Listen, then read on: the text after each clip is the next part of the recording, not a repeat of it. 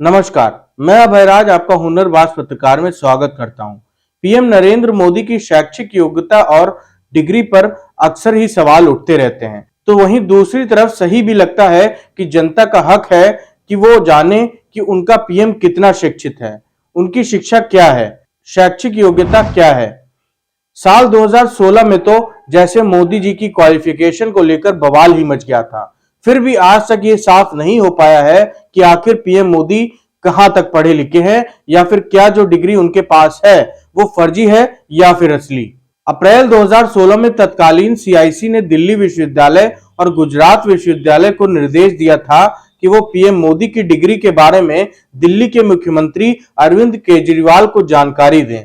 जुलाई 2016 में गुजरात हाईकोर्ट ने केंद्रीय सूचना आयोग के उस आदेश पर रोक लगा दी थी जिसमें अहमदाबाद स्थित विश्वविद्यालय को प्रधानमंत्री मोदी की डिग्री की जानकारी दिल्ली के मुख्यमंत्री अरविंद केजरीवाल को देने के लिए कहा गया था। गुजरात हाईकोर्ट ने प्रधानमंत्री नरेंद्र मोदी की एमए की डिग्री से जुड़े मामले में अपना फैसला अब सुरक्षित रख लिया है। आम आदमी पार्टी के राष्ट्रीय संयोजक और दिल्ली के मुख्यमंत्री अरविंद केजरीवाल ने प्रधानमंत्री मोदी की शैक्षणिक योग्यता की जानकारी सार्वजनिक करने के लिए सीआईसी को एक पत्र लिखा था। केजरीवाल ने पत्र में कहा था कि इस मुद्दे पर किसी भी तरह के भ्रम को दूर करने के लिए डिग्री को सार्वजनिक डोमेन में लाया जाना चाहिए। सॉलिसिटर जनरल तुषार मेहता केजरीवाल का प्रतिनिधित्व करने वाले वकील पारसी कमीना की ओर से मामले में दलीलें सुनने के बाद गुजरात हाईकोर्ट ने अपने आदेश को सुरक्षित रख लिया था। इससे पहले पीएम मोदी की डिग्री संबंधी विवाद को लेकर गुजरात विश्वविद्यालय ने हाईकोर्ट से कहा कि सूचना का अधिकार कानून का इस्तेमाल किसी की बचकाना जिज्ञासा को संतुष्ट करने के लिए नहीं किया जा सकता है। विश्वविद्यालय ने याचिका दायर कर आरटीआई कानून के तहत पीएम मोदी की डिग्री की जानकारी मुख्यमंत्री अरविंद केजरीवाल को उपलब्ध कराने के आदेश को रद्द करने का अनुरोध किया।